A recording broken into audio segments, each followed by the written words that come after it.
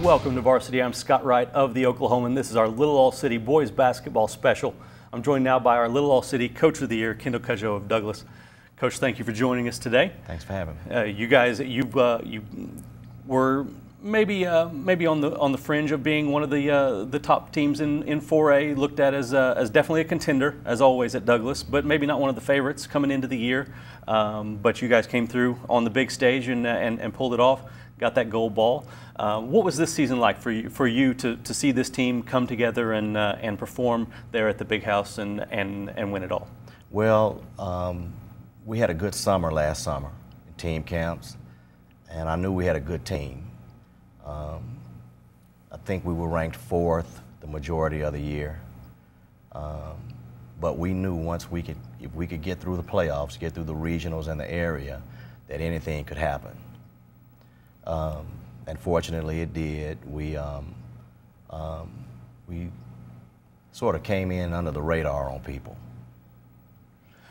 What was the key for you guys that weekend that allowed you to close it out and win the gold ball? Our defense. We all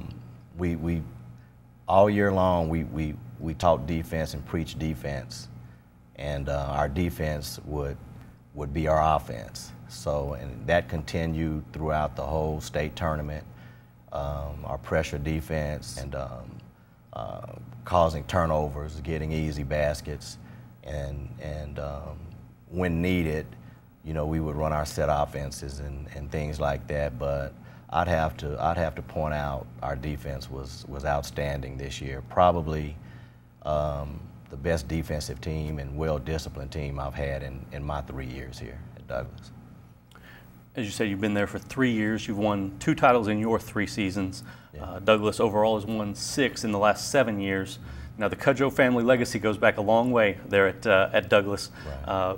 Educate the people a little bit about your family legacy there, and what does it mean to be coaching at a place that's so important to your family? It's very special. Growing up, I would go watch my father coach his Douglas teams back in the 60s, and then going into middle school, I knew that I would be attending Douglas when it was time, and then my time came and won a state championship there in football, runner-ups in basketball. So it's really special to go back and coach at your alma mater, and especially coach where your father coached for all those years. And has his name on the floor there. It has his name on the floor. Yeah, that's really special. I see it every day and think about him every day and all his great teams and even Patrick. You know, Patrick's uncle Amos Thomas, who was probably one of the best players, I think top 5 players in Oklahoma history, for Patrick to play there at Douglas like his uncle and have the success like his uncle did. So it's very special. Patrick's graduating, got a couple of other seniors on the team as well. Mm-hmm. What does next year hold for the Trojans? Well, we'll have to wait and see. I have a good junior class. Corian Mason, who had an outstanding junior year this year, missed most of his sophomore year with a broken growth plate. Came back toward the end of the year, his sophomore year, but just he really wasn't quite ready.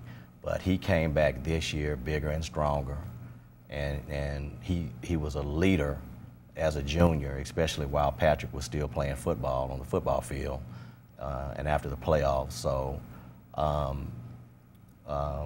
Trajan Edwards, who also was a football player, who will probably be the quarterback next year. I'm not the football coach, but I'm thinking he's a good one.